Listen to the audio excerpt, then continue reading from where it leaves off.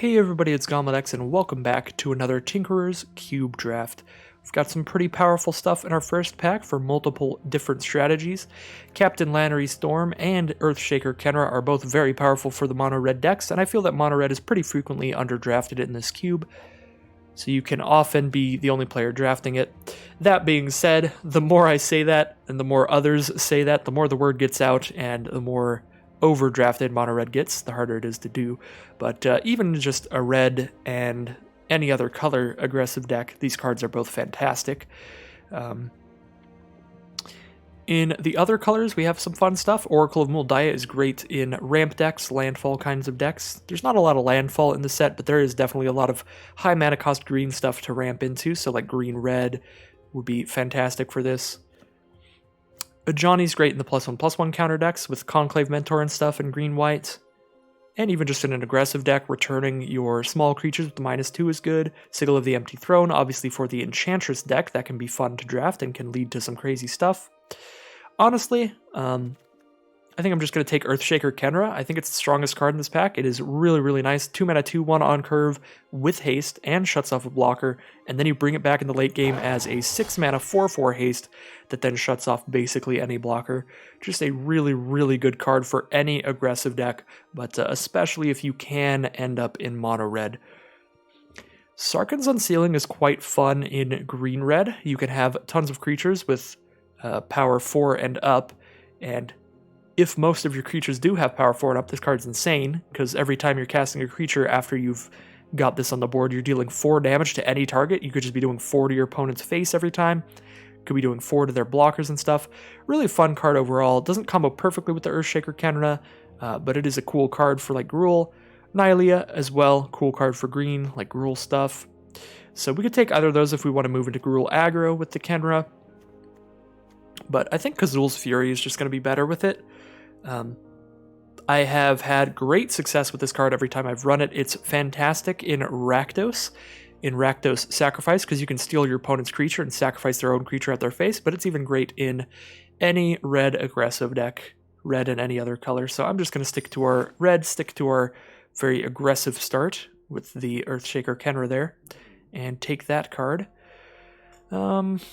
I think, yet again, none of these cards are super pushing me into another color, so I can take the Flame Spell, 3 mana instant speed, 4 to a creature, and deal the XX damage to the creature's controller. So you're getting rid of one of their blockers and possibly hitting them for some extra damage to the face. I think the cards that would combo best with our start here would be like maybe Aven Eternal for an aggressive red-blue deck, Pride of Conquerors for Boros, maybe Stab Wound or Blood Crypt for Rakdos. But there's none of these cards are like super hyper aggressive or anything, so I'm sticking with the Flame Spill there. It looks like the red has dried up, so there's probably somebody else trying to do mono red. So we are completely okay hopping out of that, moving into a 2-color deck here. I like the Sigiled Sword of Valoron a lot. I like Orzhov Enforcer. It's an early blocker, you can sacrifice it twice. Gonti's pretty good too. Gonti is a little slow if you're very aggressive like the rest of our cards are right now, but still very powerful. Definitely not slow at all in just a basic mid-range kind of deck. I think I like Gonti here. Gonti's pretty fun and can do a lot of work. And none of this other stuff looks like a fantastic combo with our aggressive start, except maybe that sword. Well, it might hurt that we didn't take the sword there if we do end up in fully mono red, because we could play the Sword of Valoron in mono red, but we can't play Gonti in mono red, obviously. And getting a Shock and a Fanatical Firebrand here, both of these are fantastic mono red cards, so I could just take Shock here. Sir Conrad is good at the top end of your curve in like Rakdos, though, in any black deck, really. So Conrad would be good to stick to that, or Deadweight just for early removal, but I'm just going to take the Shock. We are definitely playing it, whatever we end up in. Now we have Baleful Ammit or Plagued Ruzalka in black. If we want to do Gruul aggro, we've got Voracious Typhon. I think I'm just taking Fireblade Charger. It is really nice to have a lot of 1-mana creatures in the red decks. Okay, well, you know, Young Pyromancer it is. Young Pyromancer and Burning Fist Minotaur are both great. Young Pyromancer, you're spitting out 1/1s every time you're shocking things and flame spilling things. But Burning Fist Minotaur is really hard to block because First Strike plus the discard ability means you threaten to just eat up anything with 4 or less toughness really easily. So it's just incredibly hard to block for your opponent. So I like that card a lot, but I think Young Pyromancer is a little better. Careless Celebrant and Grim Initiate, both great. How's our curve looking? I like having a ton of 1-drops in the red decks, so I'm going to pick up the Grim Initiates. And Lannery Wields? Well, maybe the packs just didn't have a lot of red distributed in them. Because now we're just taking mono red because it's open. I don't love just forcing mono red every time, but I am trying to show off how I would draft if I am just trying to draft as good of a deck as possible and get as many wins as possible in these videos in general. So mono red is what I would draft if I'm just trying to win here. If you want to see some more kind of silly drafts and just trying to do interesting strategies, I do those over on my Twitch channel. I drafted basically Green-Black Reanimator every single time I drafted on Twitch currently. Because, I don't know, that deck is just fun.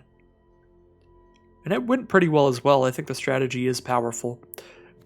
But if mono red's open, it's just bonkers here.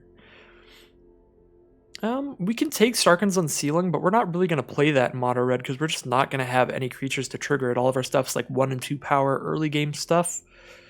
That being said, Deathbloom Thallid is not the craziest thing for the Rakdos Sacrifice deck, and Sengir Vampire is just slow. So we can take Sarkhan's Unsealing. Maybe we end up in Gruul. We take Blood Crypt for Rakdos, or I guess Stab Wound as well is fine. If you're very aggressive and you're in Rakdos or something, that card is fine. Nah, I think I'll take the Blood Crypt over that, honestly, though. Just get the mana fixing. Ores of Enforcer for Rakdos. Okay, well, maybe this is happening. This is how our Rakdos build would look right now. Fanatical Firebrand, don't mind if I do. Thrill of Possibility. We're definitely not playing blue. I suppose we could end up in Izzet Instants and Sorceries. That is definitely a deck, and it can be really aggressive. It can make great use of Young Pyromancer, but even in that deck, with how aggressive our curve is right now, how aggressive our cards are, we wouldn't really be super likely to want to run a lot of counter spells. We're more looking for like Opt and stuff for just really cheap draw spells in our blue side. Maybe even Unsummon for the tempo, bounce their blocker, and just swing in again with our whole field. Burning Fist Minotaur last pick? Alright, I think this card is a lot stronger than people are giving it credit for then.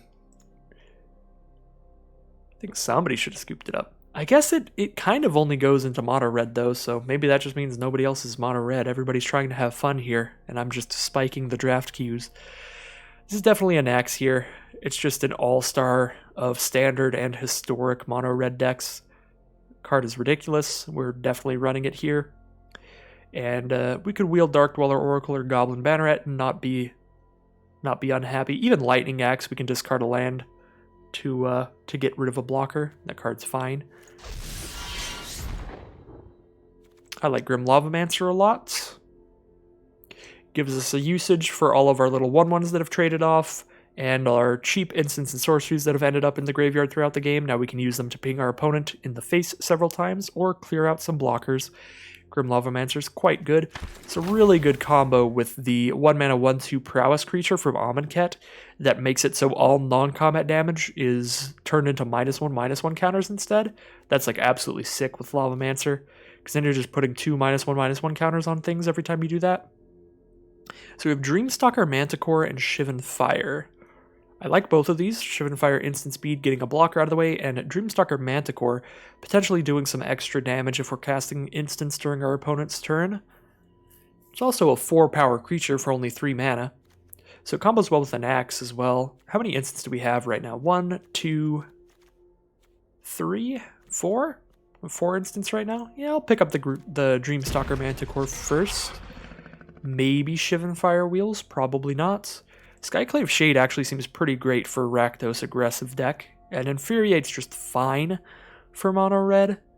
So if we do end up Rakdos with this Blood Crypt in here, Skyclave Shade seems pretty good. 2 mana, 3/1, and we can recast it from our grave any turn that we get landfall. I like Skyclave Shade over Infuriate there. We could be mainly mono red and just splash black off of like Blood Crypt and Dragon Skull summits and stuff. But that wouldn't be ideal because the black card that we want to run the most out of all these is Skyclave Shade, and you always want to play that on turn 2, so you definitely want to have a lot of black sources for that. You don't want to draw your black in the late game for it.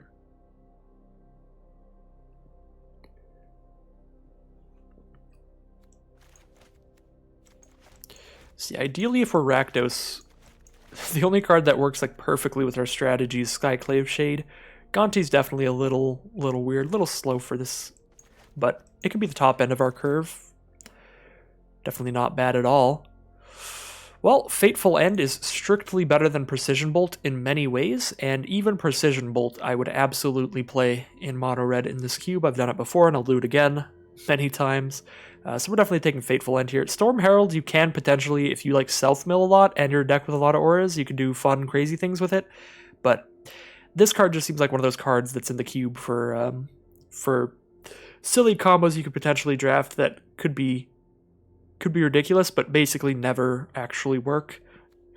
That being said, it's a 3 mana 3/2 haste. Like, that is fine in an aggressive deck, and maybe it'll wheel here. I think Fateful End is just a little more important for the deck to take first, especially because we now have like Dreamstalker Manticore that combos with it well. So we've got Young Pyromancer and Dreamstalker Manticore, and we do really want the instant speed, nice removal spells. But yeah, Storm Herald would not be a bad wheel at all.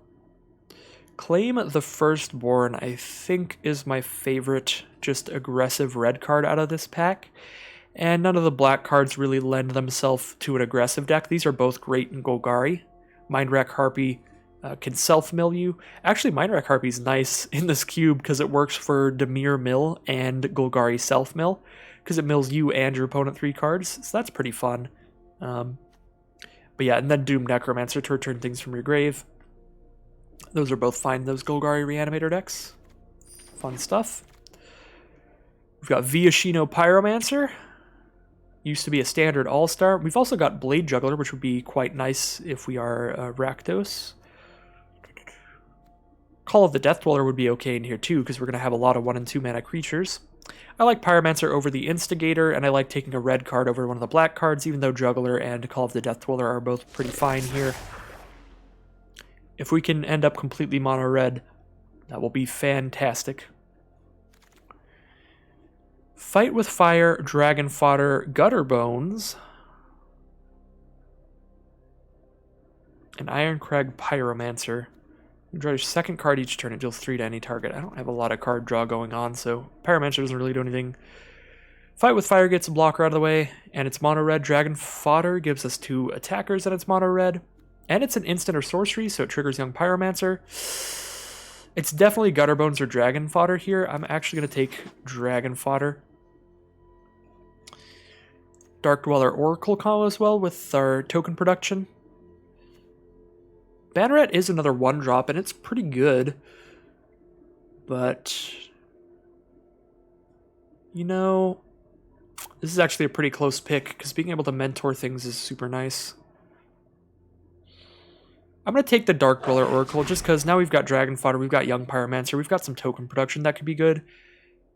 And we have Claim the Firstborn as well, so if we steal one of our opponent's creatures, we can sacrifice it with that as well. Erebos' Intervention is the only card in our colors. Maybe I run it if I am Rakdos. We did wheel the Shivan Fire. I'm going to take that over the Dragon Skull Summit, but if I were taking a black card here, it would definitely be the Dragon Skull Summit.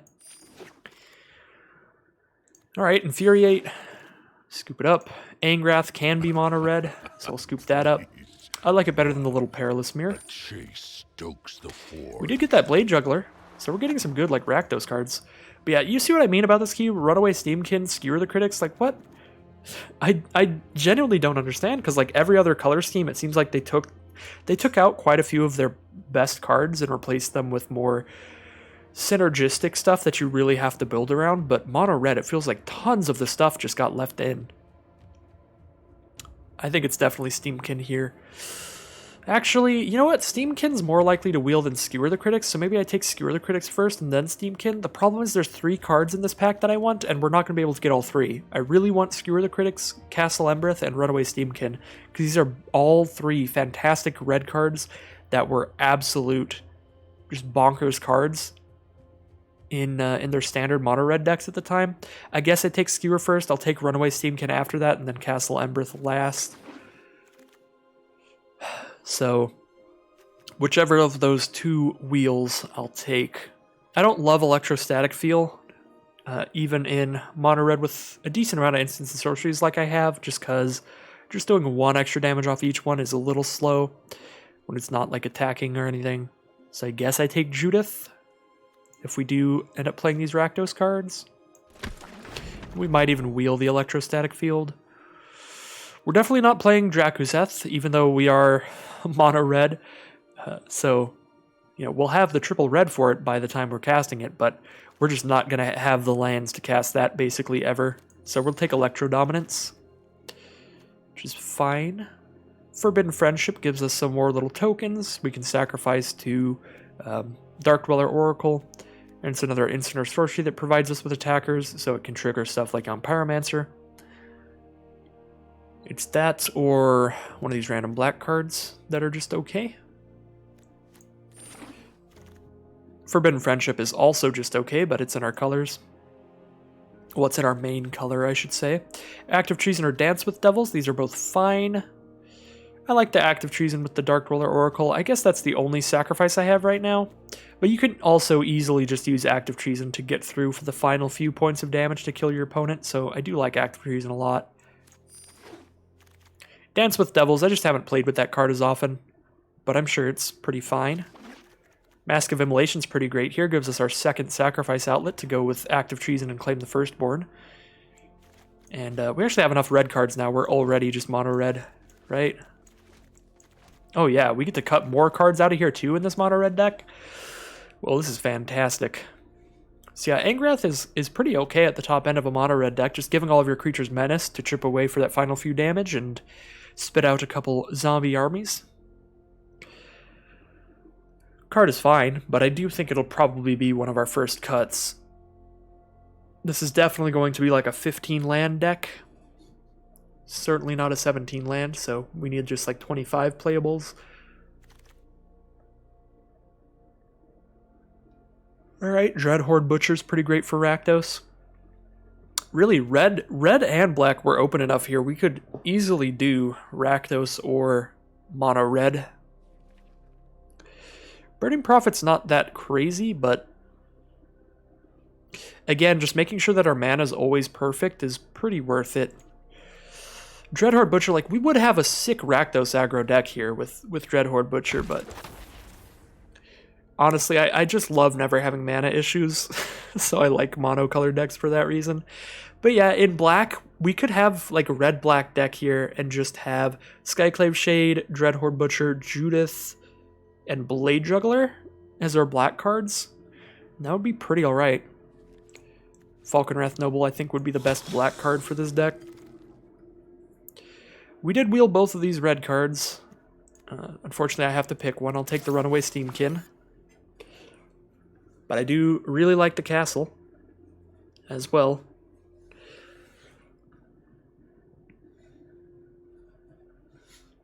Yet again, I don't know how many drafts I'm in at this point.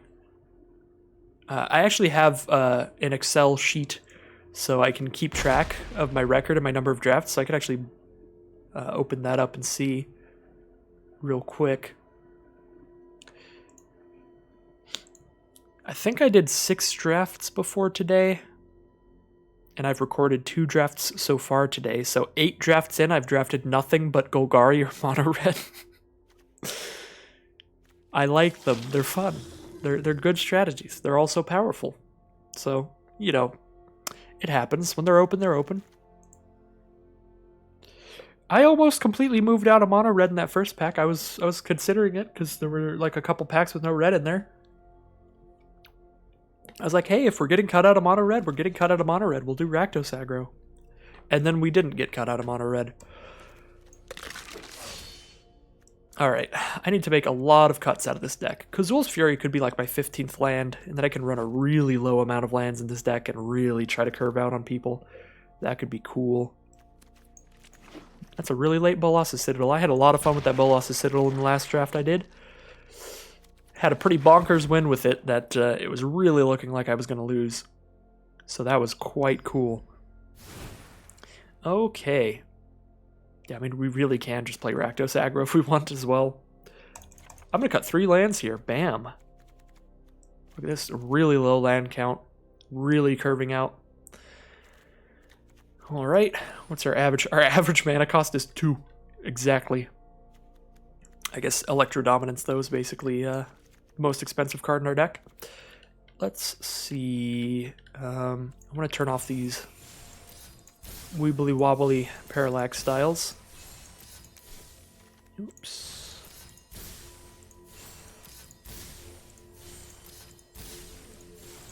So I kind of like just, because we have room for cuts here, just lowering our deck to only the just the really powerful power level creatures and like the great removal. So like all the 3s are good. Electro Dominance seems a bit expensive for this deck, so I'm going to put it at the side here. Thrill Possibility, just kind of a draw spell, put it at the side. I do like having the 2 sacrifice outlets to go with our 2, or Claim the Firstborn and Act of Treason, our 2 treason effects. Forbidden Friendship, I'll put at the side. Just a couple 1/1s, Dragon Fodder the same. Cathartic Reunion. Cathartic Reunion is great if we do draw a bunch of lands and just kind of flood out. Furiate, maybe no, but the rest of our 1-drops are just like good little creatures and good cheap removal. So I need to cut 4 of these cards. I think if I'm keeping one of the draw spells, I'd keep Thrill of Possibility over Cathartic Reunion because I can play it at instant speed to go with Dreamstalker Manticore. So I cut Cathartic Reunion there, and I need to make 3 more cuts. So yeah, out of the draw spells, the only one I'm considering is Thrill of Possibility, so we're considering out of these 4, what do we cut? I do really like curving out with an Infuriate for just that extra 3 damage. How many creatures do I have? 15? 15, 16 if you count Mask of Immolation.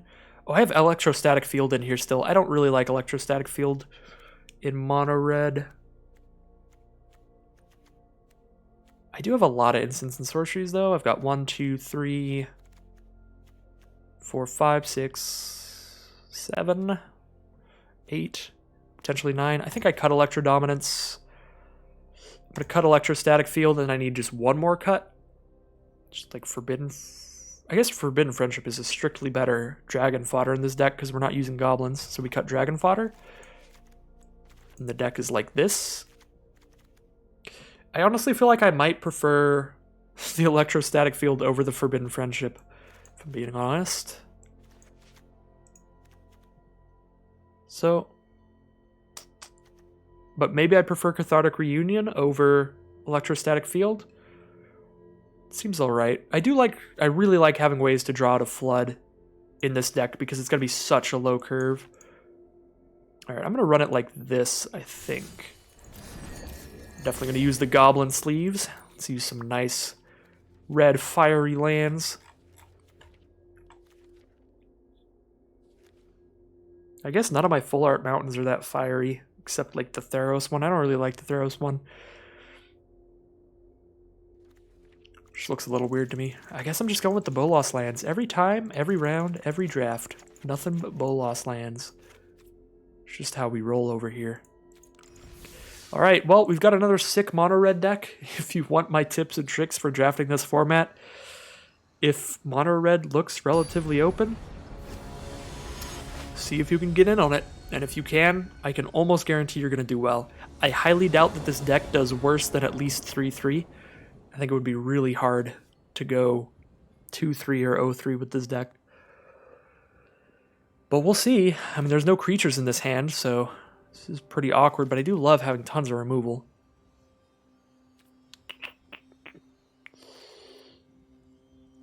I'm going to mulligan there. All right, I've got a creature here. I keep and I get rid of Cathartic Reunion. Maybe even just Active Treason. Infuriate with Fireblade Charger is a pretty sick combo because we put it up to 4 power, so I'm trading off with a 4 toughness creature, and then when it dies, I also get to do 4 damage when it dies. So that's pretty nice. I feel like maybe I get rid of Active Treason here.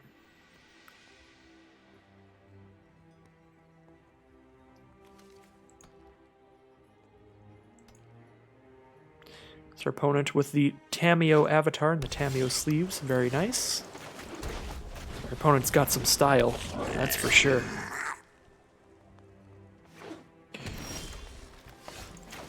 Alright, well, I get in for 1. I could Cathartic Reunion right now to try to draw some creatures. I discard a Mountain and an Infuriate here. Maybe a Mountain and a Shivan Fire. Just because Infuriate works well with Charger. I think I do want to try to draw some creatures. If they have a counterspell, this definitely sucks. Alright, well, they got us. Mountain and Shivan Fire were both basically doing nothing anyway, so it does hurt the 3-for-1 there. But still. Alright, well. This is looking really bad. They just immediately get a 3-power lifelinker out. Mechagodzilla is like my nemesis, I swear. Well, I can block and Infuriate my Lavamancer. Or I can block and shock their Mechagodzilla if they don't get first strike here.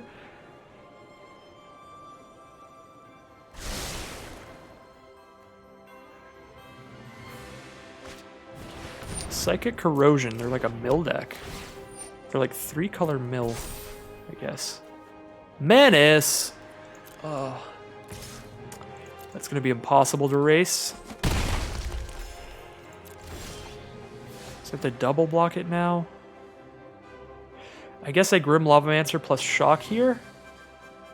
See, it's a good thing we use Cathartic Reunion, because now we have all this stuff in our grave. I'm actually still gonna hold on to this land. Because if I draw Tormenting Voice, or Thrill of Possibility is what it's called, I would love to discard this to draw more cards. I don't need to hold up Infuriate and, or I guess just Infuriate because I am having to use Shock here. Maybe they have a fight spell. How likely would I be to draw Thrill of Possibility? If I top deck Thrill of Possibility, I can discard Infuriate. It's not that big of a deal, especially with Grim Lavamancer, to where I get to use my cards on my grave anyway. Actually, Grim Lavamancer is fantastic against Psychic Corrosion. Storm Herald for my opponent. Alright, 3-2 haste. I hope they weren't in my draft, because I wanted that little 3-2 haste. You took my boy. Alright, claim the firstborn. I don't have any way to sacrifice it, so if I claim the firstborn, I'm just doing that for a couple damage here. I think I'd much rather just kill it. Get rid of Shivan Fire, I guess. It doesn't matter, I don't have anything to return instants and sorceries from my grave.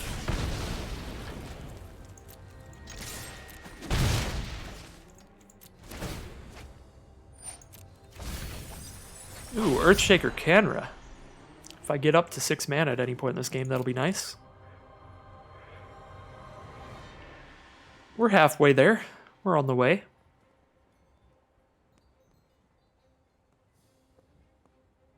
Our opponent has 4 cards in hand. I wonder what they're holding on to here.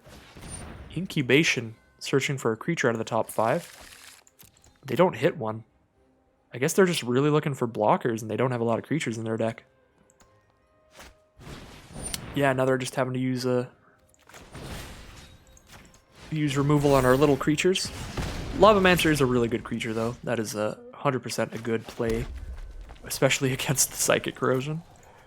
So I'm going to hold on to Lava Mancher's ability. I'm getting 2 cards in my grave every turn, so I am always going to have the cards I need for Lava Mancher's ability. So there's no reason to attack with it. They did mill our Thrill of Possibility, so we can 100% just play every land we draw. Don't need to hold on to them. We want to just play him for Earthshaker Kenra.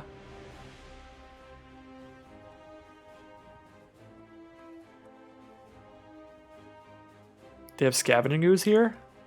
That would suck, but they only have 2 green right now, so if they have Scavenging Ooze, then I can shoot the Ooze in response to its ability.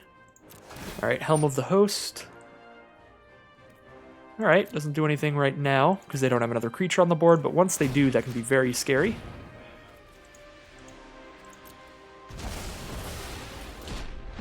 They create a copy of whatever they equip every turn. It's pretty bonkers. Alright, get a nice little 4-2 out here.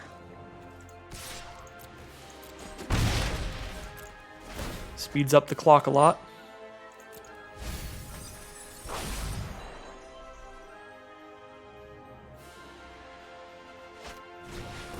Domri. Another card they need a creature to make work. Helm of the Host and Domri. Domri can, of course, fight things off of the -2 if they get a creature to do so. I'm actually just going to let Domri chill. Because until they draw a creature, Domri doesn't matter. So I really want to just try to go for their face as quickly as possible here. Try to just kill them before they draw a creature. Because if they draw a creature, Domri is a problem. But Helm of the Host is just a bigger problem. So we're already having a terrible time when they draw a creature.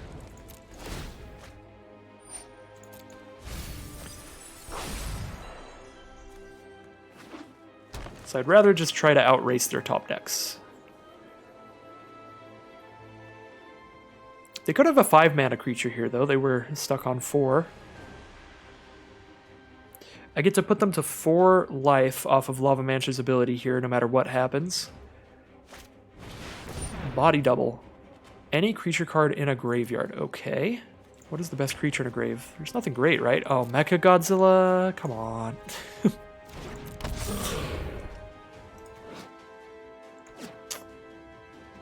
I am sick and tired of these Mecha Godzillas. But it's all good. I've got Claim the Firstborn just for lethal here. Wait. If they just fight that, I have lethal without doing anything. Okay. Yeah, they scoop him up. I guess my opponent might have thought that Domri doesn't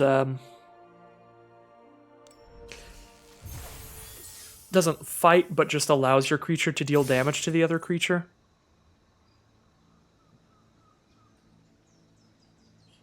Well, that was kind of a weird game. I think my opponent's deck was definitely stumbling a lot, just not drawing creatures with a lot of cards to synergize with creatures, like the fight spells and... God.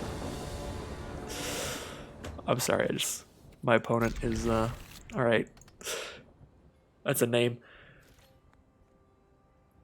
They were drawing a lot of cards like Helm of the Host and Domri that do really good things when you have creatures, but they just weren't drawing the creatures to combo with them. So they were definitely stumbling there. And my hand wasn't even that fast, so they just really stumbled a lot. Some painful draws for them for sure. Earthshaker Kenra. Earthshaker Kenra mirror match, let's go. I can shoot their Kenra and then they can't recast it till turn 6. If they attack here, I'm super happy with that. Okay. Yeah, now I don't even need to kill it right now. I can just play an axe and get in.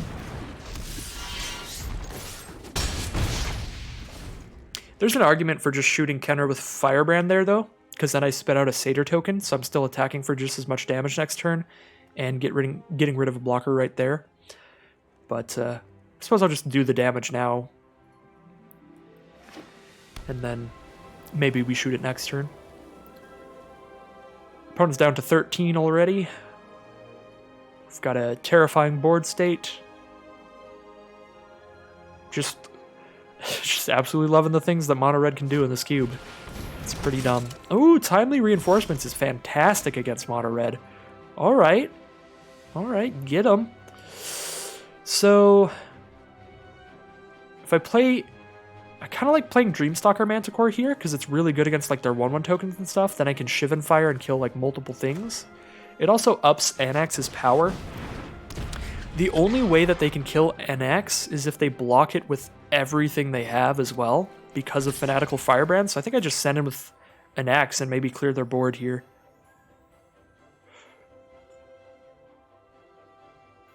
Clear their board, and then I still have a 4/2, a 2/1, tons of Satyr tokens. Yeah, this is super fine. I don't even need to sacrifice the Firebrand now, since they did block with everything. I get to just kill it all with the 5 damage.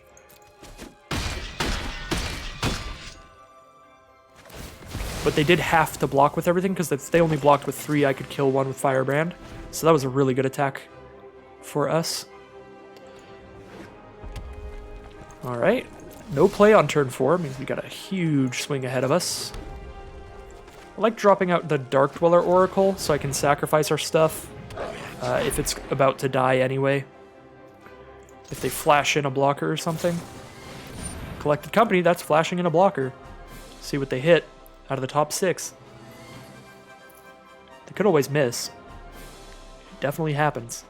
If they only hit one thing and it's small enough to kill with Shivan Fire, I will just kill it, even though I won't get the Manticore value off of that.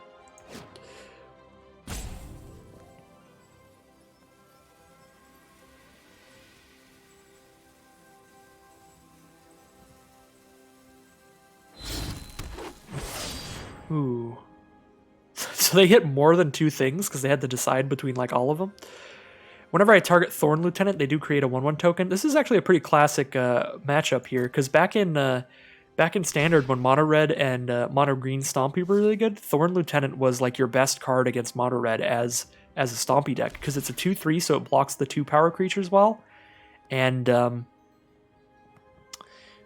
it also spits out a 1/1 every time it gets targeted, so your opponent can't just like use a removal spell on it. Klothys is fantastic against us as well, because they exile our non-land cards and drain us for 2 life, so they're gaining life throughout this game. I think we just allow that. We gotta just really take the trade there and pass turn.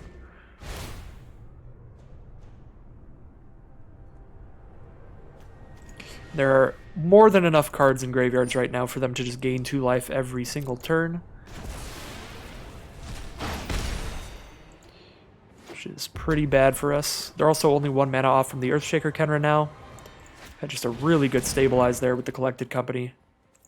Give them basically as good of cards as they could possibly get. We did hit Shivan Fire here, which is good. Gets to send in.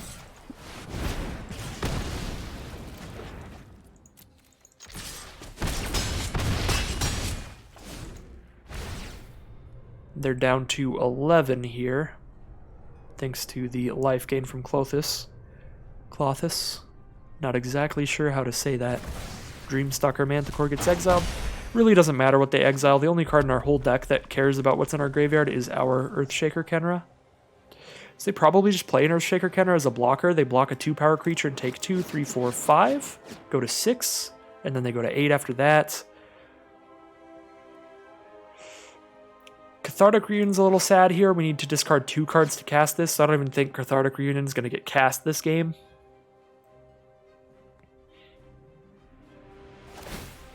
They do eternalize the Kenra. They probably save it as a 4/4 blocker here, I assume. Thrill of Possibility is much better. Discard the Reunion. Discard our other draw spell to draw 2 here. Skewer the Critics is good. We can Skewer the Critics and sacrifice Fanatical Firebrand to get their 4/4 out of the way.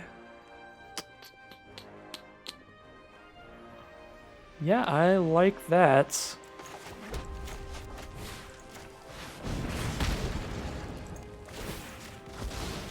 Send in for 6.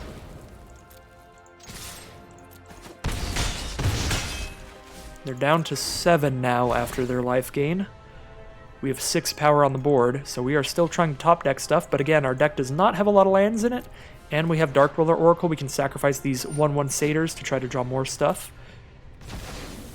How many lands are left in our deck right now? We've got 6 on the field, so we've got 8 mountains left and a Kazul's Fury as our other lands.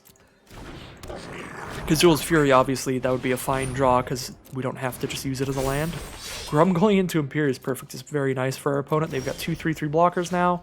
We've got an Infuriate. I think we have to start sacrificing stuff and seeing what we can draw into here. Act of Treason. Act of Treason with Dark Dweller Oracle. We can sacrifice one of their blockers. Infuriate could make that lethal. They block the 3/3, take 1, 2, 3, 4, 5. Yeah, that's just lethal. That is just lethal. Let's take the one that can spit out tokens just in case they somehow survive. Send in with everybody. They basically have to block the 3/3. They take 5, 6, 7, 8. So we got there.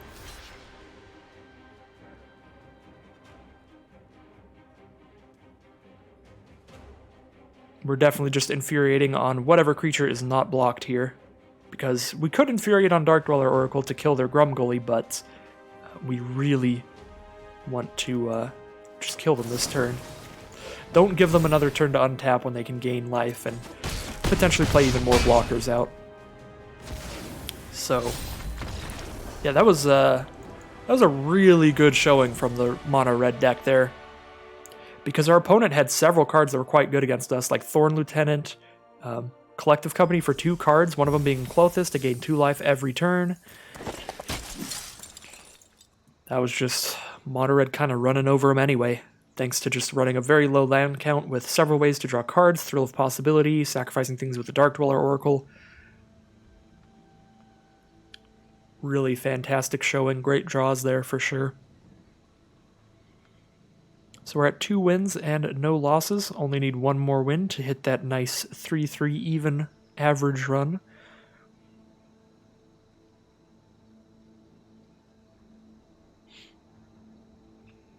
I'll absolutely take it, but I'd like to try to get a pretty positive win rate with this deck. I think this deck is fantastic, so I think I really want to try to hit at least like a 4-3. All right. Another pretty great hand. Turn 2 Dark Dweller Oracle, turn 3 Lannery Storm, Thrill of Possibility to start getting rid of lands if we draw more after these 3. A Shock for one of their early blockers. Just great stuff altogether. And with Lannery making treasure tokens, if they don't deal with Lannery immediately, we don't even really need more lands because we can just sit on a pile of treasure for if we ever hit Earthshaker Kenner or anything like that. Alright, opponent is on blue-red, dropping down a Mind Stone. Well, that means we are at free reign to just get in for 5 this turn if I want.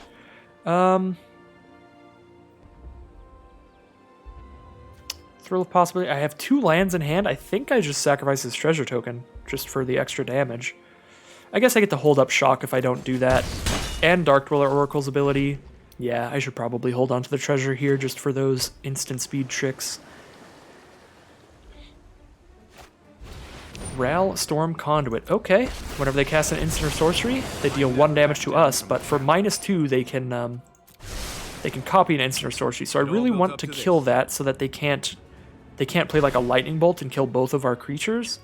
But at the same time, if I don't just kill that, I get to do a ton of damage to just their face instead. Thanks to the treasure tokens from Lannery, I'm very good to just Thrill of Possibility first here because my other cards are 1 mana. We hit a Fateful End.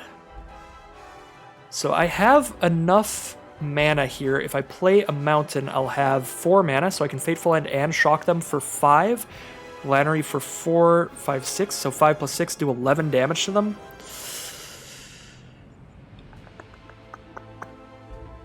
I think I really don't want to get double shot with Ral's -2. So I think I'm just going to kill Ral here with Lannery and Fateful End. And I get to scry 1, get rid of a land if I hit 1 on top. Burning Fist Minotaur. It's not fantastic right now, but it's another threat, so I think I keep it.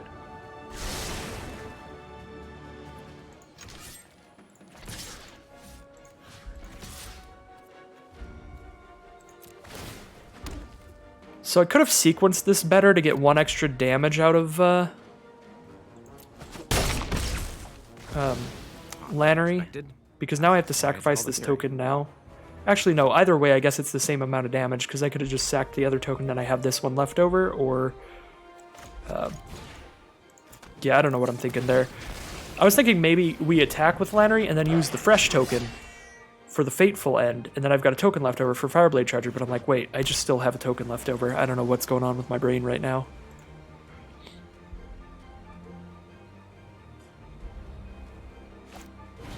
Talrand's Invocation. Create 2/2/2 flying blockers. I don't like that very much, but at least it didn't get double cast off of Ral. That would have been horrible. I guess they'd be at 5 life right now, though, so then we just need to draw like a skewer or something else, but if I took that line, I would have already cast Shock, so we wouldn't have any direct damage or burn in our hand. Well, any of our creatures trade for those drakes, so I think we still send in with everything, but we shock 1 and we only lose 1 creature here. We almost definitely lose Lannery, but I think we accept the trade rather than sacrificing her, because we want to get their blockers off the board. They don't block. Interesting. I wonder what they need that for. Okay. Might have been worth sacrificing the treasure for just 1 damage at this point, but I'm going to hold on to any more lands I get for Burning Fist Minotaur. So, it's not like I'm going to have more lands on the board for more mana. So being able to like double 3-drop or something, we kind of do want all of the mana for mana sinks, like Dark Dweller Oracle's ability, if we get to that point where they have enough creatures blocking us off and walling us off like the Murmuring Mystic.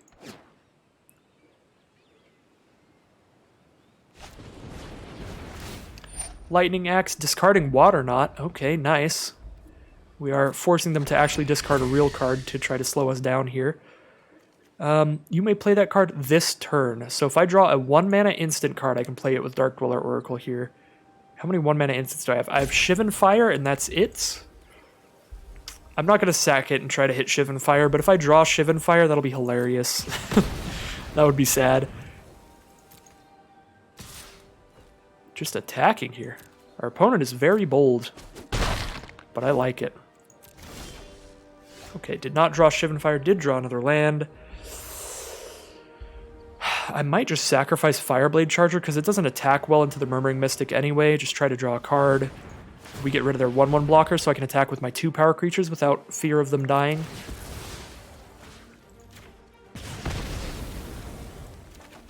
My 2 toughness creatures more likely. Act of Treason's pretty huge here. Act of Treason their Murmuring Mystic and sacrifice it? Yeah. I mean, the thing is annoying.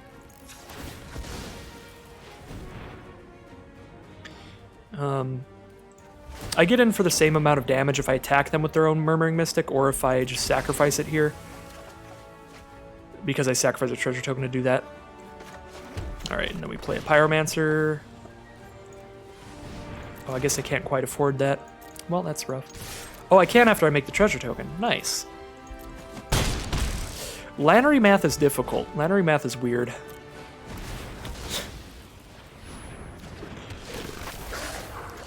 I said it during one of my live streams, but one of the things I really like about Draft is that there's like 2 different aspects of skill that can help you win your games. There's how skilled you are at drafting and like deck building during the drafting portion, and then how skilled you are at the gameplay. And if you're pretty good at one aspect of it, you can have that kind of carry you sometimes. And I feel like I'm pretty good at the drafting portion, but then not so great at the gameplay. But the fact that I'm pretty good at drafting makes me end up with decks that can be good enough that I can make some misplays and stuff, like I'm doing here, where I'm not sure exactly what I'm doing with Lannery, and still win the games. So that is one of my favorite things about Draft. And then there's definitely players that are the other way around, that are like newer to Draft, so they're not so good at reading signals and stuff, but they're really good at the gameplay because they play Standard a bunch, to where they just know always the right plays and stuff to do. I think that is definitely one of the most fun aspects of Draft. So I'm going to keep this hand. I think I'm going to hold on to Gazul's Fury, because if I hit one more land, then I'm just set for life. My highest mana cost card in this whole deck is 3, except for Earthshaker Kenra. which is only to eternalize it anyway. Hey, Earthshaker Kenra. Speak of the devil. Sure. We might want to play Burning Fist Minotaur instead because they show us a green source, so they're likely to have some creatures here, and they might be big enough to block Kenra and survive. But of course, Incubation Druid is not big enough to block Kenra and survive, so we will just send in. All worked out fine. Now we drop our Burning Fist Minotaur. Still not playing Kazul's Fury as a land, I don't think. Well, this might be the turning point here, because if we don't draw a land, what are we playing next turn?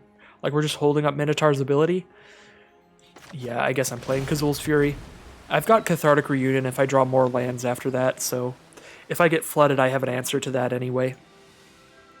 So any more lands that we draw, we just hold them in our hand to discard to the Minotaur or to discard to Cathartic Reunion.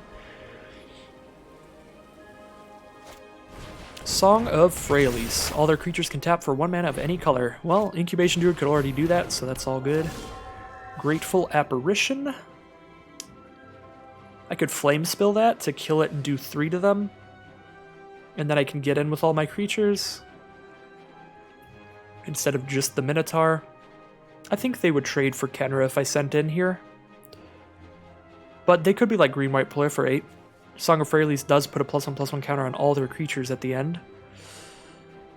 Kind of like just Dreamstalker Manticore here as well, because if I do an instant speed ability to shoot them, I can kill the Grateful Apparition and the Incubation Druid.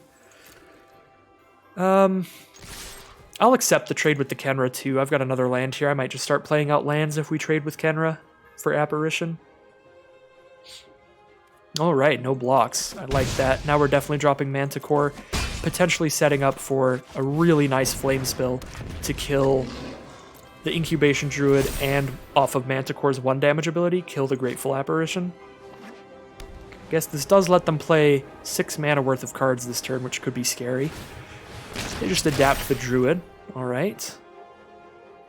I don't think they can afford to proliferate with the Grateful Apparition. It does proliferate when it hits us, but I don't think they can afford to not have a blocker here. They take 4, 5, 6, 7, 8.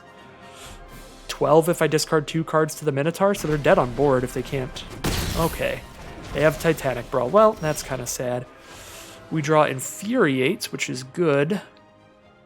If I Active Treason Incubation Druid, I get in for 3, 4, 5, 6, 7. With Infuriate, I get in for 10 if I play my Mountain. I don't think we're Active Treasoning here. With Flame Spill, I get in for 10 as well if I Infuriate. I think we just Flame Spill set up for a really good Active Treason next turn. Just kill some of their creatures so Song of Freyalise does less. I think I still hold this land for Cathartic Reunion. Because Active Treason should almost definitely be lethal. And if Infuriate would turn it into lethal, I can just play this land next turn and still Active Treason Infuriate. So basically, unless they play, like, a boatload of creatures, I pretty much just have lethal. Champion of Lamholt. Honored Crop Captain. Okay. I can Active Treason the Honored Crop Captain, and that should be massive. I'm going to play the land for Infuriate, and that should definitely turn it into lethal. They can only block 1. They're already just dead on board. They need multiple removal spells, and they only have 1 card in hand. Alright. Is that 4 wins now? I think we're at 4 wins now. Made it to at least 4-3 here. Yep. 4 wins and no losses.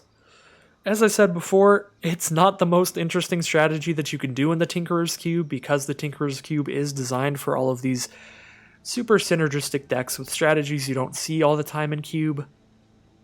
At least in Arena Cube. Like the Life Gain decks and the Enchantress decks.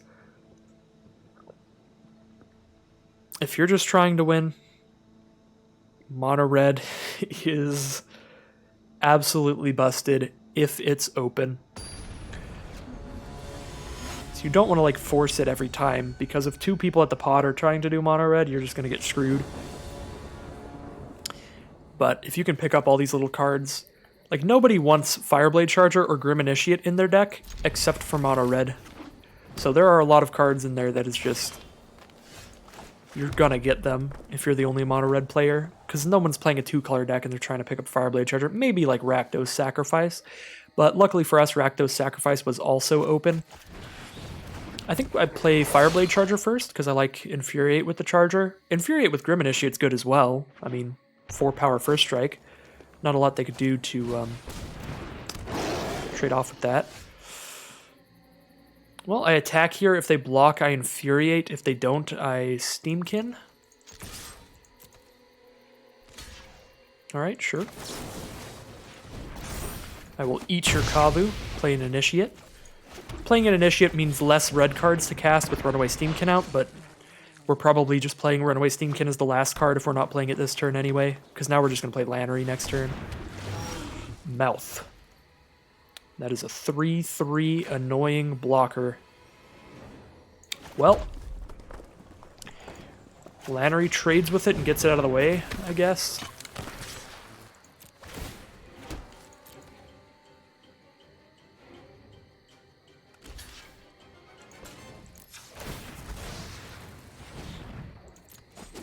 I like trading with it here. It gives them less value off of the feed, so they're drawing less cards off of that.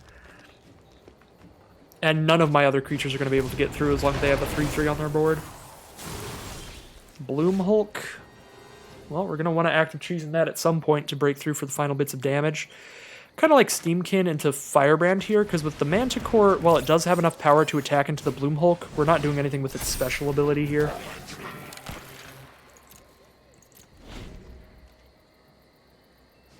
It looks like we're against mono green. I wonder if they're stuck off of a second color, if they have really just gone the full mono green like I've gone full mono red. That'd be interesting. I have not seen a mono green deck yet. They almost definitely have some kind of fight spell here. That would be annoying. Oh, Wildwood Scourge, that's fine. They're definitely +1/+1 counters and proliferate themed. They send in... I think I just take it at this point in the game. It is definitely early enough to take extra damage here. Would really love to hit like a Dark Dweller Oracle. That would be fantastic, so I can actually sacrifice whatever I active treason. If I active treason now with Runaway Steamkin would go to 3. So then 1, 2, 3, 4, 5, 6, 7, 8, 9, 10. Not really worth it, because we're not pushing through for lethal that way. Might be worth it next turn, though, because that'll be really big. Now that I have another 4 power out with Dreamstalker Manticore, and Runaway Steamkin would be going to 4 power, I am worried about... Oh, no. That is a ridiculously good combo with the Wildwood Scourge. And Imperious Perfect, which is just an absolute generator of chump blockers. 1 mana and tap it, they create a... create a 1/1 elf that is a 2/2 elf as long as they have Imperious Perfect on the board. So our opponent is definitely getting the blockers to try to stabilize this game. I think I Burning Prophet first so I can scry off of any instants and sorceries I'm playing. I could active treason off of Runaway Steamkin. Runaway Steamkin goes to a 2/2 instead of a 4/4. And then I just borrow, I borrow the Wildwood Scourge, I guess, and I get to scry 1 off of Burning Prophet. It's not awesome, but it's, okay.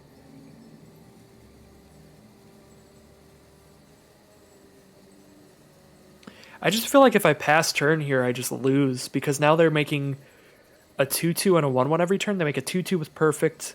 They put a counter on Wildwood Scourge and make a 1/1 with Animation Module.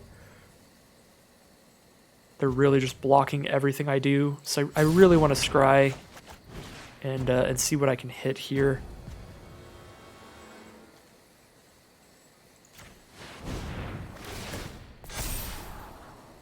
It's a mountain. Definitely throw that on the bottom. All right.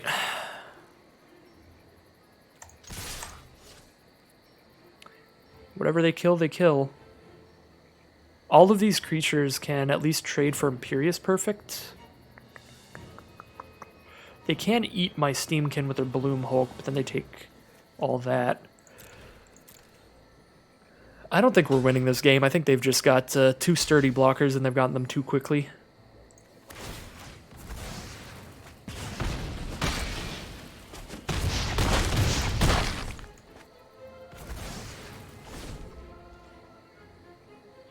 They are down to 11 though, so if we just top deck nothing but direct burn to their face, maybe we have a chance here, but we're going to start getting beaten down really quick too. Ooh, an axe? That's kind of helpful. Now I'm spitting out a 1/1 every time one of my creatures dies. So, Dreamstalker Manticore trades with any of their stuff. All of my creatures only hit for 1 anyway. Sure. I'll turn my 1 power creatures into other 1 power creatures here. Getting pretty close to dying on the crackback, but Dreamstalker Manticore, if they want to kill it, they have to trade and I get 2 1/1s out of it. I get 2 1/1s out of Grim Initiate as well, so we're just trying to go wide over the board. This is hard to do with the amount of stuff they have, really. I can't kill anything with the Charger, so we'll just do another damage to them. Get a bunch of Satyrs.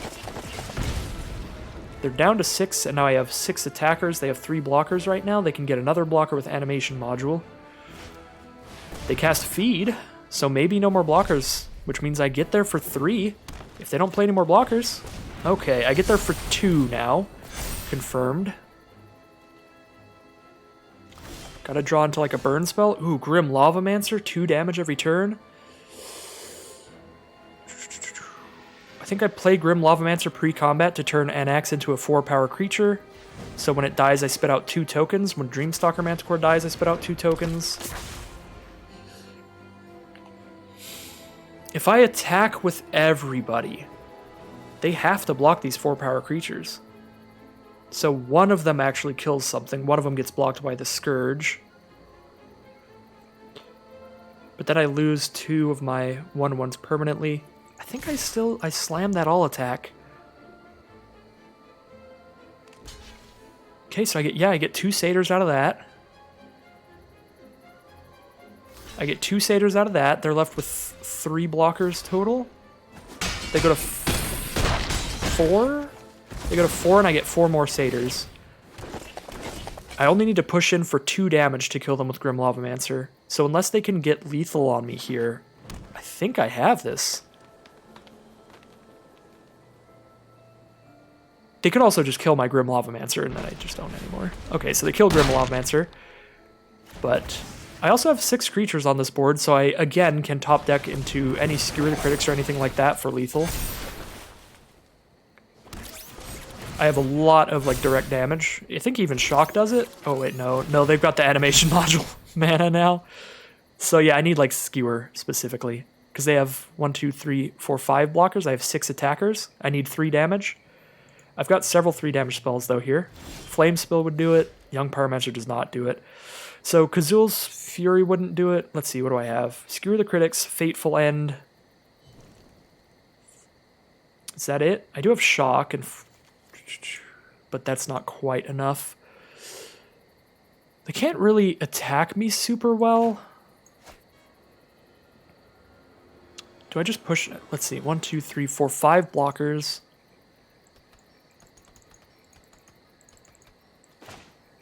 I guess with the module, they can just get a million counters again. Or tokens again. Dang. I think I actually played that right. I was not convinced that I should be attacking at that point in the game, but like just looking at how their stuff just goes off at this point, I think I played the best I could. I just needed to draw into Skewer or... if I drew Kazul's Fury like earlier, that would have worked. It doesn't work at this point though. So... if I attack with everybody, they're dead to a Skewer off the top, but then I just die because of like Trample, because I chump block the 8/8, I take 6, 7, plus 8, 15, 17, 18, 19. Yeah, I'm pretty just dead. I could attack with just all of my creatures that can't block anyway, but they have 5 blockers, which just block all of those and don't die, so I just no attack here. So I have 2 chump blockers, so I maybe survive this one turn. and then maybe if they don't leave enough blockers up, which is highly unlikely with Animation Module just spitting out a million tokens in combination with the Wildwood Scourge. If somehow I can get in with one of these tokens, I could still win with the Skewer the Critics or something off of the top. If they just attack with Multani, I just take it because it's got trample anyway. I can only stop 2 of that, so there's really no point in blocking. Oh, just the land off of the top. Not looking good at all. 2, 3, 4, 5. But with Animation Module at instant speed, they spend 3 mana, put a counter onto a thing, which means they spend 1 mana, make a servo. And they get a counter on Scourge, which means they spend 1 mana for another servo. So they actually have 7 blockers here, so attacking does literally nothing. I just lose creatures. I'm surprised they just passed to their turn. They didn't even Animation Module there. Mantle of the Wolf on Multani. If they click all attack, I die. Oh, I actually still die because trample. I only have 2 toughness. Take 10. Alright, well, unfortunate game there. I think I did the best I could. They just had the big beefy blockers to stop my onslaught there. The Animation Module combos with the Wildwood Scourge were super batty as well. Just making sure they always had access to like infinite blockers after that last swing I did. So 4-1, not bad at all. Still got plenty more chances to turn this into a 7-win run. I think we could get there. This deck does seem pretty sweet, but even at 4 wins, I'm super happy. 5 wins would be ideal, get all of our gold back. Just get some free random card rewards, mainly just free gems. This is definitely a keep. Earthshaker and Pyromancer on turn 2. I don't think it really matters which one we play first. I guess I'll play Pyromancer first if they don't play a blocker, because then potentially if I turn to Vyushino Pyromancer and then they play like a 2 or less power blocker on turn 3, I can shut it off with Kenra. That's a little bit more damage that way. Opponent does start with a Sacred Foundry, so we could be against another aggressive deck. Sacred Foundry into Castle Garenbrig, so they're Naya. I like Burning Fist Minotaur, but I think I'll start with the Pyromancer still, because I get 2 damage in this turn, 2 damage in again next turn. I'm not going to be holding up the mana to discard cards for a while, unless I'm just threatening to discard cards. Shivan Fire on the Pyromancer, fair enough. Still getting the 2 damage from the end of the battlefield effect at least. 3 mana, our opponent drops Chain Web Arachneer. I can shut off the block with an Earthshaker Kenner, or I can just play like a Runaway Steamkin. Could even just shoot it with Shivan Fire. I think I played Runaway Steamkin here.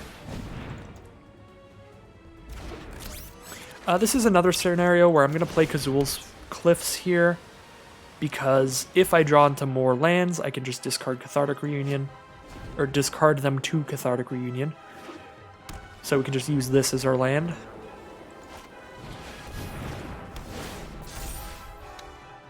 Well, that's pretty bad for me. Cartouche of Strength. Shoot my Runaway Steamkin down. I can Fateful End that now, since I did play out my 3 mana, but they'll have 2 cards in their grave for the escape, so they're only halfway to Chainweb Arachneer's escaping ability.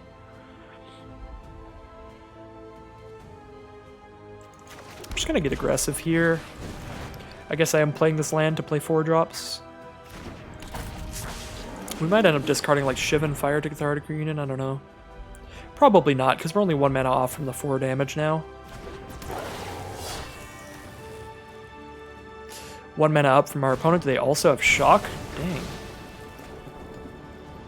Well, still get in for 2. Definitely not blocking with our Shaker Kenra. Now that they have Shock in graveyard, that's 2 cards in graveyard. Cartouche of Strength would be a 3rd card in the graveyard. They're only 1 card in grave away from bringing back Chainweb Arachneer, but at the same time, there are a green mana away as well. 2 cards in hand. It's the only thing on their field here. Let's Fateful End and scry 1. Fireblade Charger? Nah. Attack for 2 here. I'm already holding up my 1 instant, so I'll keep this land in my hand. if they play something with 4 toughness, I can play the land and then shoot it with that. Alright, still only the 1 green. Oh, Tristani Discordant. Disgusting. Get those 1/1 lifelinkers out here. Pretty good when I'm trying to burn somebody's face. Well, we're definitely Shivan firing. Now their grave is full enough to bring back a Chainweb Arachnir, and I don't love that. But they do still need the 2nd green source to do it. I should just stop speaking. I should just be silent during my draft videos. I'm very good at jinxing myself.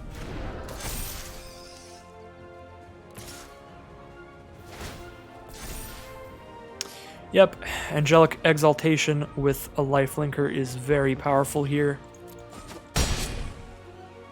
Could have blocked there so that if I draw land, I can play Earthshaker Kenner as a 6/6, or a 4/4, 4/6 mana. I just throw a possibility away the Cathartic Reunion, and I have a Lannery to play.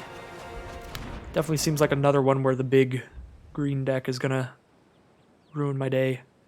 I guess a Young Pyromancer, hold up and Infuriate. I can kill a Chainweb Arachnir off that, and I get a 1/1 Chump Blocker. The problem is I don't think they're ever going to attack with the Arachnir because they have Angelic Exaltation. They just get to attack with a 4/4 lifelinker every turn. And I can't even make a good block with Infuriate with that. I just trade with their 1 token. I guess it does lower the number of creatures they have, and then I can reanimate Earthshaker Kenra, so it's not the worst.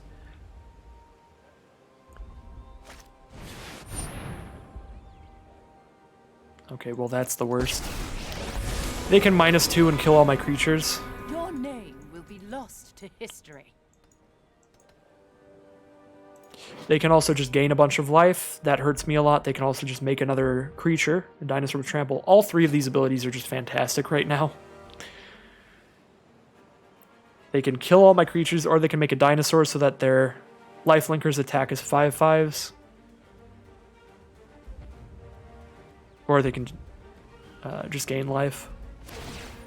Alright, they're going to kill all my creatures. I think we Infuriate our Young Pyromancer in response so that it survives that.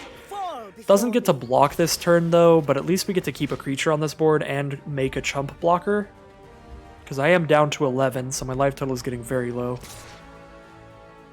They're going to send in with just a million lifelink again. I can go down to 7 or I can chump block here.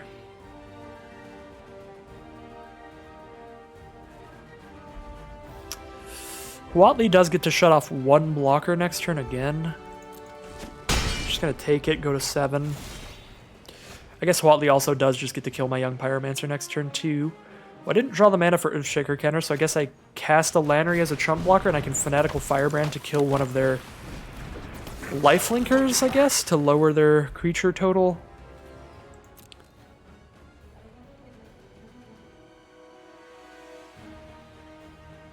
If I attack Huatli with everything, Huatli dies, but I lose Lannery, and then I take 6.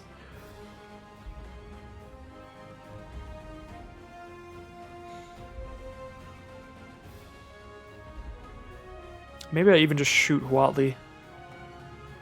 That doesn't feel great. I guess I do. I can shoot one of their lifelinkers so that their exaltation works worse, or I can shoot it in response if they try to attack with just a lifelinker, but I don't really think they're going to run into that. Fanatical Firebrand's an onboard trick. I think they just attack with their spider then at that point, because they'll have plenty of life. So they just like make a dinosaur attack with the spider, and then I'm still in a very, very bad position. I'm still in a bad position here. It's still very bad, but I feel like it's mildly, just marginally better now that Huatli's gone.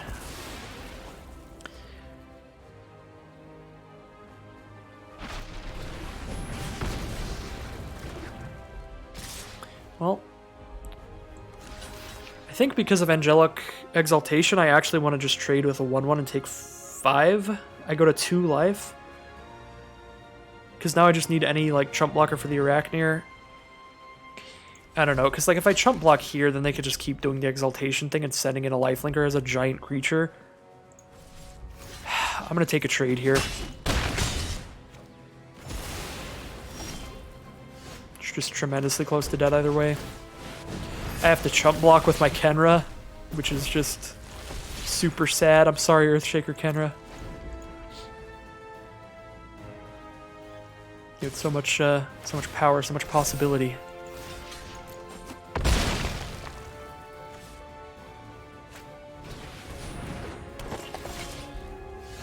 Alright, well, that's a rough one. 4 wins and 2 losses now. Definitely seeing a lot of the answers to the mono red decks, so that you know what to do. You just play some nice beefy blockers, tons of removal as well. That was a really good deck from our opponent. Lifelink with Angelic Exaltation was pretty brutal as well, but I don't think that actually mattered because they actually had just so many creatures and blockers and removal spells anyway. They already had the game under control, even if they didn't gain a million that game. But that was really powerful too. If we were trying to like outrace them, which usually we are, this hand seems pretty fantastic. Our opponent takes a mulligan. Alright, turn 1 Lavamancer. A little weird, not the most powerful time ever for Lavamancer, because we've got nothing in the grave right now, but it will be fantastic pretty soon. Play the young Pyromancer first, in case they drop a creature that Earthshaker Kenra can stop from blocking. Plus, they don't have counterspell mana up now, and they will next turn if they don't tap out. And we'd rather them counter our card that can come back from the grave than our one that does not. This may be a removal spell here, though. Off of their 2 mana. Bubble Snare, yep. Keep Lavamancer tapped forever. We could Kazul's Fury to sacrifice it, or we could draw into... I forget what it's called. The goblin thing that sacrifices things. That being said, it's not like we can bring it back from our graveyard anyway. We just have a couple ways to get value out of it, even if it can't do anything on the board right now. Foulmire Knight. Oh, I guess they're just playing it to draw the card there, so no extra blocker. I like having Kazul's Fury to try to finish them off for the last few points of damage, but being able to Flame Spill next turn is probably just massive. So attack for 4. They're down to 8. Yeah, Flame Spill probably just kills them. I'm even going to Thrill of Possibility here. Well, we'll see. I'll Thrill of Possibility at their end step. Maybe even discard Infuriate. So if they play Doomed Necromancer, I Flame Spill that, do 2 to them. So actually Flame Spill plus Infuriate would be lethal, so I'm going to discard Dreamstalker Manticore. If I hit a single land here, I think they just die. Alright, there's a land. There's another land. Flame Spill. And then we Infuriate. They scoop them up before we even do it. They have had enough of that mono red nonsense. So 5 wins now. That means we are doing good in terms of the rewards. Get all of our gold back. All 4,000 gold back. Just get those 3 cards for free. If we get any rares that we already own 4 copies of, we're getting some gems out of this, which is fantastic. Kind of blows my mind. I pretty much always expect when I play drafts to be like slowly going down in terms of my gem and gold count, but these Tinkerer's Cube drafts, I've been doing well enough that I'm actually just getting gold every time. Well, not getting gold, but getting value, getting a couple gems at least, or a couple cards out of those random card rewards, just on average so far. I'm gonna keep this one. Does also look pretty great. Pass the turn here. Sacred Foundry from our opponents. Kind of like Burning Prophet to scry throughout this game, but I think we just Steamkin first. Just make that as big as possible, as quickly as possible. So our opponent's on red-white. They play a mountain here. So 2 red sources, 1 white source total. I expect a pretty aggressive mirror match here. Turn 2 Banefire our Steamkin for 1. Definitely fair. That card was going to get really big and scary really quickly. Against another red deck, I kind of like Burning Fist Minotaur a little more than Viashino Pyromancer. Because now, even if they play blockers here, they're not likely to be able to block well because of the first strike. They drop down an Earthshaker Kenra. Not going to shock that, that's fine, we'll take the 2.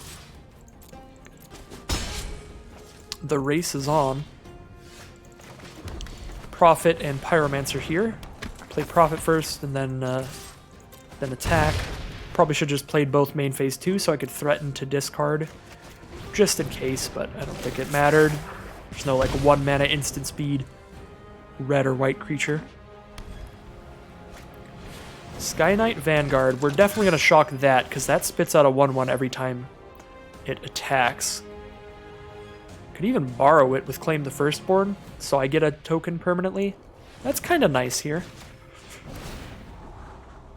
Lannery Storm on top. I'll keep Lannery. Lannery's pretty sweet. We'll just shock it before their turn, I think.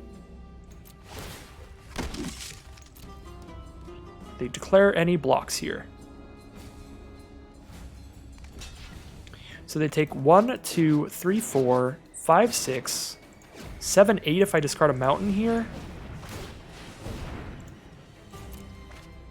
They actually take 11 if I shock their face. 4, 5, 6, 7, 8, 9, 10, 11. That's pretty nice. I'm only getting 1 extra damage out of the Prophet by shocking right now, though, so I think I'd rather hold on to shock. So they still go down to 8. And I can shock when they move to combat so they can't spit out a 1/1 if I want, but I don't think Sky Knight Vanguard's even attacking here, so I actually might not even need to shock that. Because if they attack with it, sure, they get a 1/1, but it comes into play tapped, so I could just kill them on attacks here. Let's see. So all of these and Lannery will be attacking next turn. They'll have 1 blocker. I'm going to let them attack. I'm just trying to see if I have lethal next turn. They have 1 blocker. I attack with all this. They basically have to block there. They take 1, 2, 3, 4, 5, 6, 7, 8. Alright. I think I have lethal. If they block the Burning Fist Minotaur instead of Lannery, I have lethal. But if they block Lannery, then I have 1, 2, 3, 4, 5, 6. I have real close to lethal. But I'd be discarding shock for the 2, so I guess I just do this. I have 7 if I cast shock that way. Alright, and I get to scry 1, which means I get to try to put a burn spell on top for the final damage. They do block Lannery. So 1, 2, 3, 4, 5, 6, 7 if I shock their face. I think I just shocked their face. I guess it's 1, 2, 3, 4, 5. Still 5 if I don't shock their face, and I get to kill the patron if I shock the patron.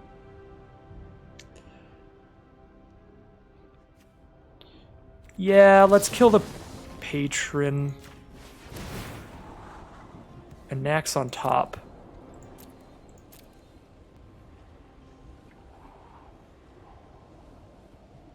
Probably play like 1 or 2 creatures next turn, then I have 3 on board. Attacking in, they have to block everything.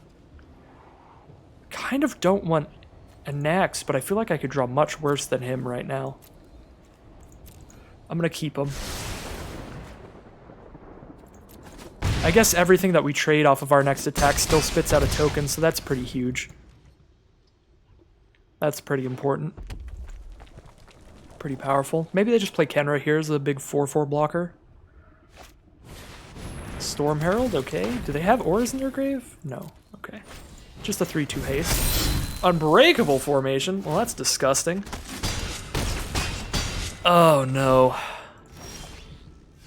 That's brutal. Oh my god. Yeah, I think we just lose to that. Now we play an axe, and...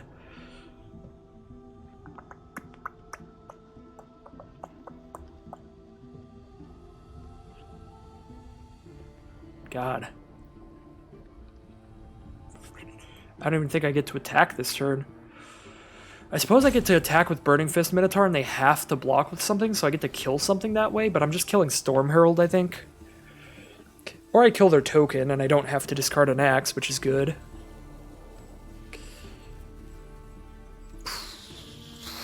So I still have like one more turn to top deck Skewer the Critics or the Flame Thingy Mabob.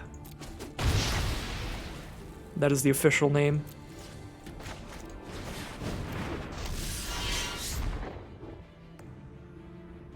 So they can play Earthshaker counter, they can stop a Nax from blocking here and send in for a pretty aggressive attack, but they are still at 3, so they do really need to think about their blockers. So I'm thinking maybe it would have been better to just shock their face and scry an axe to the bottom, and we are just all in on drawing another burn spell based on that play. But I don't know, without the information, without like knowing that they immediately had Unbreakable Formation, I think an axe was fine. An axe does make it really hard to swing in too, because I can like block and still make a Satyr with my Burning Prophet, like chump block and still have just as many attackers out. Even if they shut off an axe from blocking with Earthshaker Kenra.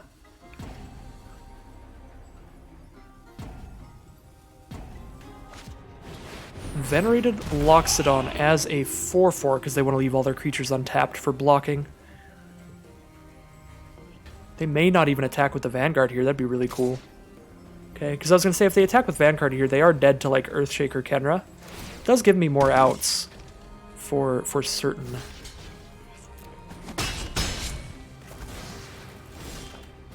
Dark Dweller Oracle?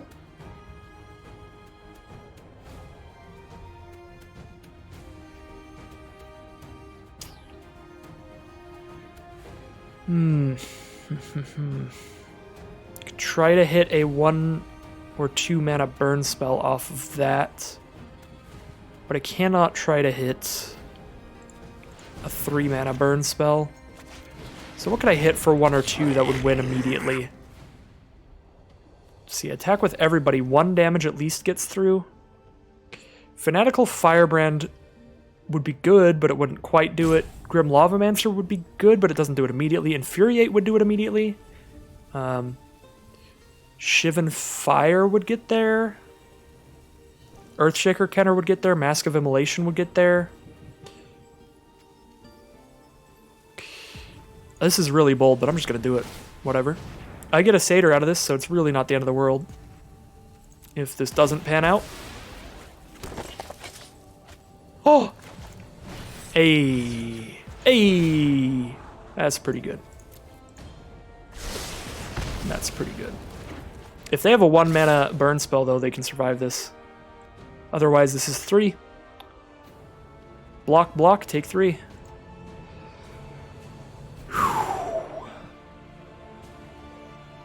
If they have their own Shivan Fire, they do the reverse curse here.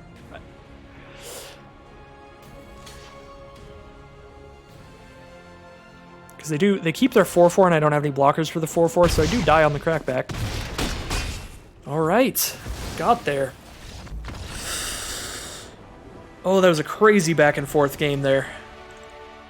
The Unbreakable Formation was a massive threat, that was terrifying. But we managed to get there in the end.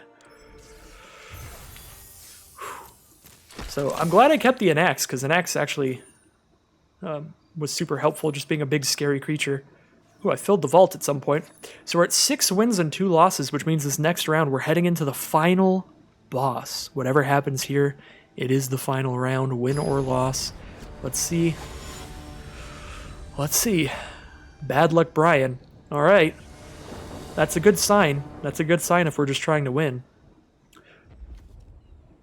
Great curve. Firebrand into Prophet into Lannery Storm. Prophet lets us scry off the Shivan Fire and get in for 2. The turn we play it, if we play it during our turn. Our opponent starts with Temple of Enlightenment. That makes me think it's probably a slow deck. I love to see that. The slower my opponent's deck, the better for me.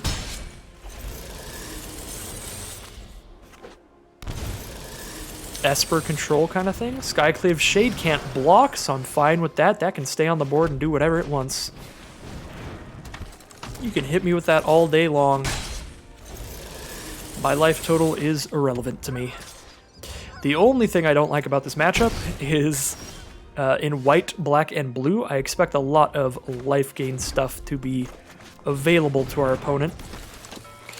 So here I can sacrifice this treasure to Shivan Fire the Shade, and then I get in for 3, 4, 5 instead of 3 off these 2 creatures. So that might be worth it to push in some extra damage here, but not really much of a reason to kill the Shade because it can't block. So I kind of want to just hold on to the Shivan Fire to kill an actual blocker. Could skewer the critics to the face as well there, but next turn I have enough mana to skewer the critics and Shivan Fire to kill even like a 5 toughness blocker, and if they play anything with lifelink, we really want to hit that. Oathsworn Knight, whenever it's dealt damage, you remove a counter from it. It does have to attack each turn of Abel, so it doesn't get to block the turn after this.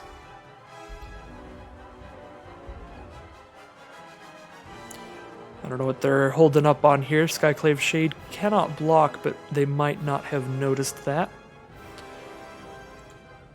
See, I mean, you just slam the attack with Skyclave Shade. It doesn't do anything on blocks. All right, there they go. I still don't think I shoot that. Okay, I do not love that draw at all. Attacks each combat if damage would be dealt to it, prevent it, and remove a counter from it. Do I just not attack in here? If I attack in with everybody, they get to kill Lannery. And I just get in for like 2. Yeah, I don't think I attack in.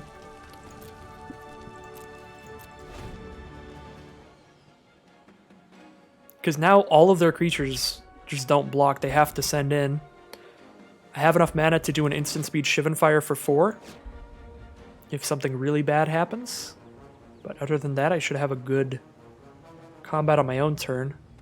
It does look like, in retrospect, Shivan firing the Skyclave Shade earlier for the extra damage and to just get it off the board would have been fine, because we are taking 7 a turn, which is pretty scary. So I may even want to like Shivan Fire it now.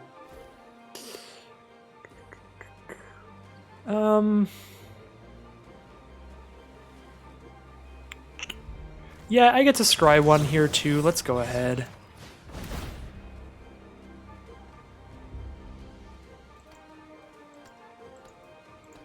Just was not really expecting the Esper aggro with all of the can only attack creatures.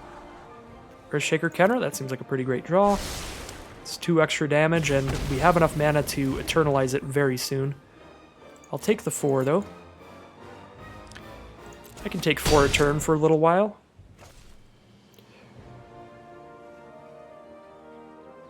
What do they have now for 4? Looks like a removal spell here for Lannery. Sure. Alright. So play our Earthshaker Kenra. Get in for 1, 2, 3, 4, or I can skewer the critics their face, and then I get in for 1, 2, 3, 4, 5, 6, 7, 8. They go to 4 life and I scry 1. Probably worth it here. Try 1 Dreamstalker Manticore on top. They're going to be at 4 life, so a single, like, 3 damage red spell is going to kill them here. I think I would rather get the next card than the Dreamstalker.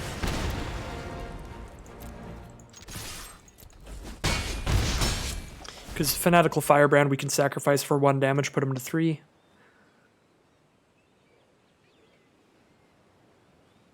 I mean, they're dead on board right now, too. They have to kill something. This is 4 power. And Oathsworn Knight has to attack. They can Spark double the Oathsworn Knight, then they have 1 blocker. So they take 2, they're dead to any 2 damage burn spell. Come on, top deck. Young Pyromancer. I believe I still send in with everybody. If they block Earthshaker Kenner, that's fantastic. Maybe I just send in... Ooh. I do die to a removal spell if I attack with everybody. Because they could remove my 1 blocker and then attack in for 8. So I don't think I send in with everybody. I think I definitely send in with Earthshaker. Well, no, if I block with Earthshaker, then I can just cast it, shut off a blocker, and we just win next turn. Yeah, let's play it real safe. Let's just play Young Pyromancer and pass. And then we chump block with Earthshaker Kenra and like a Fanatical Firebrand, shoot him for 1. Noko Bolas. Alright, sure. Earthshaker Kenra makes it so that can't block. We've still got lethal. The Oathsworn Knight's drawback going to be coming in clutch for our side for sure. They have to attack into our Kenra, which gives us access to the Eternalize, which is going to just get them.